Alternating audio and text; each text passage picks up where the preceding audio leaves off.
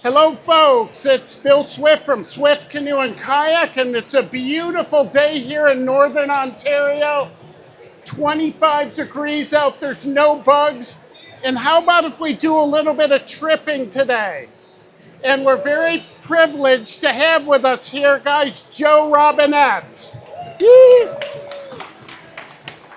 And Joe, you've had quite an adventure over the past few years, and you're back. I'm back. Nice. Ready to go at it. And we're going to start out with Joe in this sleek cruiser 15.8. And Joe, why don't you tell the folks a little bit about the really cool trip you have planned this summer? The reason I'm getting this boat specifically is to do a 1,200 kilometer paddle across basically Ontario, Manitoba. I'm starting in Manitoba. I'm going to paddle my butt home to Lake Superior. And how far is that about? 1,200 clicks, maybe up to 15, depending on how lost I get. Nice. And it's a lot of it, I understand, is on the old Voyageur route. Yeah, old Voyageur fur trading route, a lot of indigenous routes as well that have been put together, and a lot by Hap Wilson, actually, who's here as well. Yeah, and you got Hap's book. That Hap specifically came out with a book on this route, and you've been reading through it and getting psyched for it. Definitely, it's been a huge help. Nice.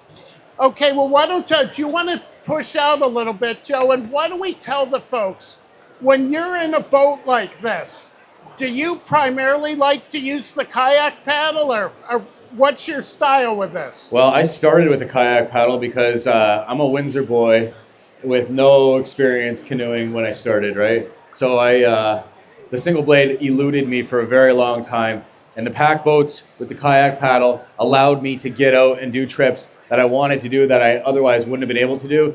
And now I've heard a lot about it on my YouTube channel, where people are calling me not a real canoeist because I'm using the double blade, and that stuck with me a lot. But I would recommend to anybody, it's better to get out in any way that you can than to just sit at home, right? So I love the double blade, and I love the single blade as well. I grew up at a canoe camp, and there's nothing more graceful than a really nice canoe stroke, but there's no question for efficiency, especially on a windy, wavy day, when you've got that double blade paddle in a nice, sleek boat like this cruiser. Head down, right into the wind, double blade all the time. Now, Joe, we've been working with you for a bit on this, and you had wanted us to get a really cool cover for this boat. And tell the folks how big are some of the lakes you're going to go on and a little bit of the journey. Man, I'm going to be on Lake Superior, which is an ocean, as a lot of people know. I'm going to be on Lake of the Woods, Eagle Lake, where the waves can be enormous and potentially capsizing because they're getting swallowed up by swelling waves. So a cool maker named by the name of Red Leaf Designs, the company, is going to make a full spray deck for me. Yeah, it's a really neat system. It's got Velcro on it. It's 3 pieces. You can adapt it to the particular conditions of the day and so on. Yeah. So, Joe, what do you think? Do you think we should get in another boat? Another boat? Oh my goodness, you're spoiling me. Yeah, definitely. Let's see what's going on here. So, Joe, I know that dogs have been a big thing for you. Your original logo for your YouTube channel and so on is of your dog Scout. Why don't you tell the folks about Scout first? Oh man, Scout was an amazing dog. He helped me grow my channel like crazy. He was a German Shepherd. I got him at the pound at 8 weeks of age. His name was Sherman up in Sault Ste. Marie at pound, and I had to change it from Sherman for sure. I already knew the name I wanted. Scout protected my daughter Emerald from being attacked by an American Bulldog one time. He helped me grow my channel. He was an amazing dog. I always said if I got 12 years out of him, I'd be happy. I got 11 and a half, and I couldn't ask for more. He was my buddy for sure. So, Joe, why don't you tell people, like, I know you do some trips in the cruiser where you're just by yourself. You don't have Scout or Wolfie with you. Why have a dog with you? What is it about paddling with a dog on a trip when you're solo tripping?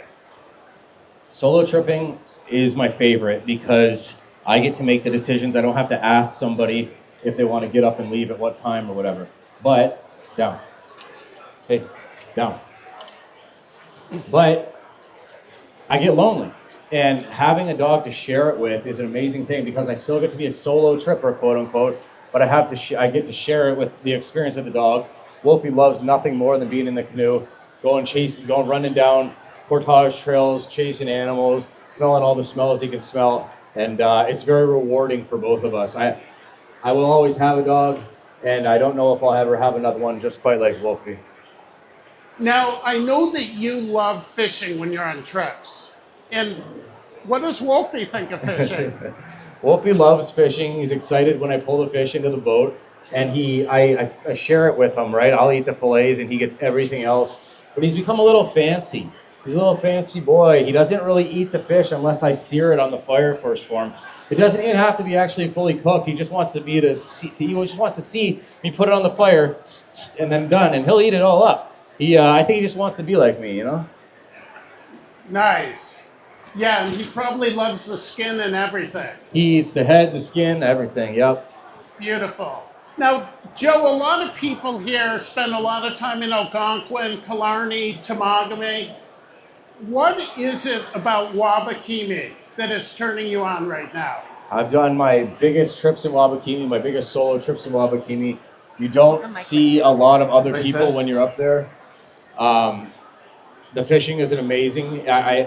I was able to spread my brother's ashes on an awesome canoe trip, a very memorable canoe trip on the Kopka River, which is in Wabakimi, with Wolfie again. And the place feels special. It feels like home. And you've done a lot of trips there now. Countless trips, all with Bruce from Wabakimi Outfitters. I would say within the past 4 years, I've done like 10 trips. And one of those years I was incapacitated, so really 3 years. And Joe, let's talk a little bit about, you are doing some guided trips with Wabakimi Outfitters this year. So you're giving some folks the opportunity to go out tripping with you. Yeah, I'm going to do two skill level trips, one intermediate, one a beginner, in Wabakimi with Bruce's knowledge and Bruce's help. And that guy knows the park like the back of his hand. So we got everything under control, everything set up for people to come. We're going to take from 4 to 7 people, depending on how many people sign up for the thing. And I'm going to guide it. And I not only am looking forward to the canoeing part of it and the camping part of it, but I know my trees pretty well. I went to Sioux College, and that's one thing that I retained of knowledge. I can teach people about the Latin names of trees, uses for wild stuff. I like teaching. It's something I want to get more into. So if people are interested in going on a trip with you, they should go over to the Wabakimi Outfitters booth. Wabakimi Outfitters booth right over there. They've got a pamphlet or a sheet printed out rather, explaining it all. And I've been in the email chain as well. When people are emailing and asking about it, I'm replying and giving my 2 cents. And I want to make it a very memorable trip for everyone, and I want to make it a fun trip. Nice. Now, Joe, I understand there's a very special lady here today that's come to see you. Where? Who's that? Who? Hi, Mom. Joe's mom is here. She came up from Windsor today. And oh, you love that. if any of you have seen Joe's new film, Vicky gets a cameo in it, a beautiful one. Yeah. And I saw a little bit of a post writing in the book as well. Yep, Nerves, the documentary, CBC produced. I got my cameraman Adam and Dave here, and I'm very, very, very proud of that thing. Now, Joe, you've also just become an author, so let's talk about this. Happened when you were in Wabakimi. You took a journal with you.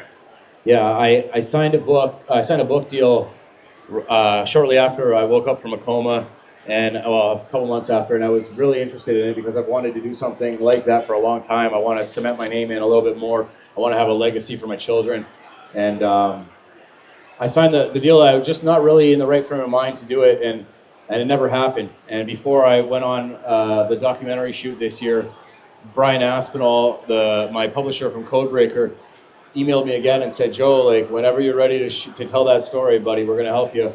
And that kind of stuck with me because I started journaling like crazy on that documentary shoot. And then the week after, I stayed up there for a couple weeks canoe tripping, and I was detailed journaling like crazy, something I used to do a lot and got away from.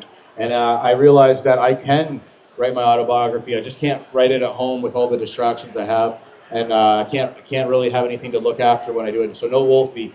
So I went up to Wabakimi for 19 days. I was planning for a month roughly, at least I thought. But I got the book wrote in 19 days. I wrote 60,000 words pen to paper. I'm long-winded, if you haven't noticed, and that transferred into long-handed.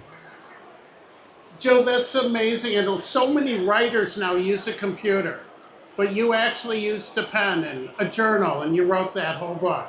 I tend to not do things the normal way, most things in life. The Joe Robinet way. So I have read the book, folks. It's called Surviving Joe, and we have copies of it in the Swift booth. And Joe is able to sign copies for folks that do want to get it. It's a really neat book, and Joe, what I loved about it is that you interwove your autobiography with going on a trip in the park, and you'd go through a chapter where you talk about the park and tripping, and then you'd write a portion on your life. It must have been a really cool experience for you to do it that way. Yeah, and I didn't even plan that. It kind of just happened, like most things that do for me while I'm out there by myself. I thought of my daughter's what to name my daughter on a trip like that. I thought about moving away from Windsor on a trip like that. I'm never more clear-headed, but yeah, that just kind of came to me, and I've heard from a lot of people, and I appreciate it, that it's an easy read because of that. The story's heavy. My life story is heavy, and I broke it up with tripping, journaling day to day in there, and it kind of all culminates at the same time, and it was just meant to be. Like, honestly, I didn't plan it at all, and it just happened perfectly. Now, Joe, you're about to do a seminar in one of the theaters, and let's tell the folks a little bit about what you're going to present. It's a heavy story. I was in a coma for 3 weeks, so I was very confused, and the story starts with me waking up from that coma, and it ends right now. And one of the things I loved about your book is that your wife, Will, brought a video with Wolfie in, and that's what brought you back to awareness. Yeah, Wolfie does this woo woo woo woo woo howl thing. I don't know if he'll do it in the pool with everybody. Woo woo woo woo woo. No, just give me treats, Dad. But Will filmed it at home and got it on her phone. Actually, I think my sister did. Will was playing for me in the hospital when they were trying to get me to wake up, and that's what woke me up. I started calling for him, and I still wasn't even fully awake. I reacted to him doing his woo-woo thing, which I absolutely adore. I've never had a dog like him, like I said. How about when you're out in the wilds and a wolf pack howls? Does he respond at all to that, or is he more just attentive? He kind of perks his head out and looks at it, but thank God he doesn't reply to it because I don't want them coming around when he's around. But Scout, my first dog, would do it when a fire truck went by with his sirens blaring. He wanted to be on the truck, being part of the rescue team. That's a German Shepherd for you. So, Joe, I've done a fly-in trip in Temagami, and it's a really cool experience when you get flown in deep in the bush and dropped off. And I've never done it with a dog now. And tell the folks, how did Wolfie do on that end? What was that experience all about? Yeah, he's been on it multiple times now, 2 trips, but the first trip, he kind of, near the end of it, started panting. It was a long flight in. He started panting, but he was fine. He listened to me the whole time. I lifted him down, just like I lifted him up here, onto the pontoon, right in the boat. But when we went and did the documentary shoot, in order for the boys, Adam and Dave, to get the perfect shot, we had to take a flight, take off and land twice. And he was a gem. He knows what's going on when we're out there. He knows when we're in the boat. He knows exactly what's happening. Now, is it all solo trips you take with him, or have you taken him on tandem trips too? Yeah, Adam Romano and Mike Morton, my good buddies. Last fall, we went to Quetico together, and he was in a tandem boat with us as well. And Mike and I did the full length of the Mississauga the year before, and Wolfie came, and he's. Those guys, as Adam and Dave can attest to, he's no problem when we're out there. Other than the times where he likes to just disappear and eat dead things and not come back until those things are consumed. But he's quiet. He doesn't move around too much in the boat, and he's a gem to have at the campsite. I know that from reading your book, Joe, sometimes when you're solo tripping, you like to get up in the morning and you like to just go, there we go, all right. There's a bonding moment. So Joe, sometimes you like to just get an early start. Yeah. Like you just like to pack up and get at it. I like to move. And what sort of kilometers can you put in a day by yourself when you're in the zone and you're tripping? If I'm in the zone, upwards of 30, no problem. And that's flat water. That's not like in a river with the current pushing me. Yeah, no problem. And actually, when I put my mind to it and I feel like I need to get out, or if I want to make a certain camp or whatever, I'll go from 5 in the morning till it's dark, or even potentially past dark. And I don't mind it. I actually enjoy that part of it.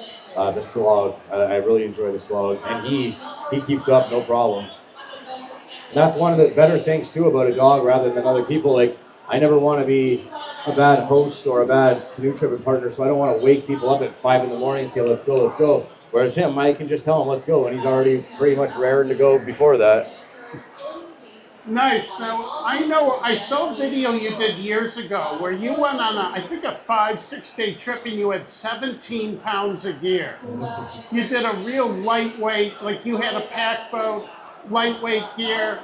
And how long was that trip? I think that was one of my solo Algonquin death slogs, as I like to call them. I don't know, I think that was maybe 4 or 5 days, you know what I mean? With that little amount of gear, a lot of it comes down to weight of food. So I try not to plan for a huge trip if I'm going to be doing that. I'm a little guy, as you can tell, and I treat canoe tripping like backpacking, whereas every gram counts. You can call me a gram weenie. Every gram matters, every gram counts. So my amazing, beautiful, lovely wife Will freeze dries food at home, which weighs nothing, and I can pack like 4 or 5 days worth of food into like a pound or two. And with my lightweight gear, my Durston tent, all my super lightweight stuff, I can really move quick. And I like having the solo boat and the single carry backpack, do it all at once. And these Swift boats they're a feather, you know what I mean? So I can really do it with that properly. If there's any Joe Robinet fans here that have a question they'd like to ask Joe, you can raise your hand and we can get them to rap a little bit. And what I want to start with now, Joe, when you trip now, how much, like, you just went on that 19-day trip, how much gear did you take? Like, what would the weight of your pack have been about? Yeah, that was a big one. My pack weight really doesn't change too much other than the food, like I was saying, right? Like, I have the same amount of gear. I might bring a little bit more clothing or something like that, or a little bit more bug spray, maybe, because if you see my videos, I react to them damn black flies quite a bit. But, like, I'd say 30 pounds of gear and probably 30 to 50 pounds of food, and gear in the back, food in the front, or vice versa, depending on the wind. Yeah, that 19-day trip was a week longer than my longest trip before that, so that was something big for me. Beautiful. Now, I know in your book, I read it, loved it, family is very important to you. Maybe he spots a loon or a duck up there, Joe. Family is very important to you, Joe. Yes. Your daughters, your wife. Very much so. And you're out there alone, and that must be hard sometimes when they're back at home. It definitely is, and that's part of the reason that I cut that 19-day short, that month-long trip short to 19 days, because they were ending school, the girls were ending school for the summer, and I was really missing them, and especially after my accident, and like things got put into perspective like crazy, and it's like, canoe tripping isn't everything in the world. My family is much more important. And don't get me wrong, canoe tripping is a close second. I love it a lot and I need it for my own peace of mind, but like, I don't want to miss out on my family. Yeah, beautiful. And how about your mom? She's been very important in your life. She raised me. She was my mom and my dad. I can't think of a nicer woman. I can't think of a better grandma, a better mom. She's very important to me. Nice. Cheers to Mom. Does anyone have any questions they'd like to ask Joe about tripping, Wabakimi, being a father, having a dog? If you don't want to speak up now, I'm going to be at the Swift booth and the Wabakimi Outfitters booth as well. Were you using the bags, the Kevlar bags? My normal go-to is the Kevlar bags, the Ursac, except when I have too much food. When I have a bunch of food, I'm hanging it, and obviously far enough away from the trunk and far enough away from the limb. But I do really like those Kevlar bags. No, I've never had an issue with them, but I have not had a bear come and try to take anything out of it either, though. You know what I mean? So, but what I do is I put all of my titanium and or stainless steel cups and mugs and pots and pans on top of that. I set it all up on top of that so that if a bear or something does come to it, it's going to clamber down, it's going to scare the bear away, it's going to wake me up so that I can get out of here, bear, because it'll listen, you know?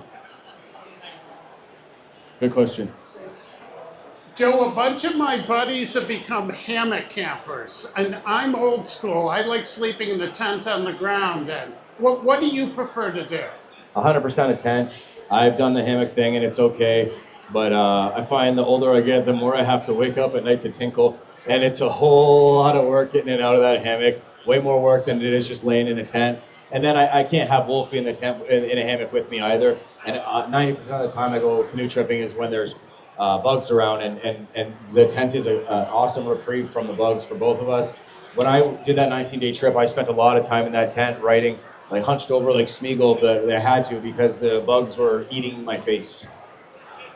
Beautiful. On that trip, 18, 19 days in Wabakimi, roughly how many people did you see on that trip? Not many, a handful, and that was the most I've seen anywhere in Wabakimi out of all the years. Canoe tripping is getting more popular, which is awesome. You got to get farther and farther away and farther north to not see people, but I could count on one hand the amount of people I saw on that trip. Except for at the very end, there was a group of lads that were doing a bigger trip than I was, and we met up and actually exchanged pleasantries, and a couple of them knew who I was and stuff, so it was pretty cool, and I like that part of it too. Like when I go tripping in Algonquin, that's something I prepare for and I look forward to. I meet people that matter. Beautiful. So do you have other trips or dreams of where do you want to take this in the future? I have a huge trip coming up that we're planning right now called the Path of the Paddle trip. And that's part of the Trans-Canada Trail. And the Path of the Paddle was made by Hap Wilson originally, and it's changed a little bit now, but 1,200 to 1,500 kilometer trip. I'm going to have my film crew with me for small parts of it, but they're going to be my safety, my food drops, because I'm not carrying food for 50 days, you know what I mean? I'm expecting 40 to 50 days to complete this trip, and we're going to make a documentary about it as well. Manitoba to Lake Superior, through all sorts of river systems, through big lakes, Lake of the Woods, and then ending up almost near home on Lake Superior proper, which is going to be, I have a sail. I have an actual sail to use because of how crazy it'll be on that lake.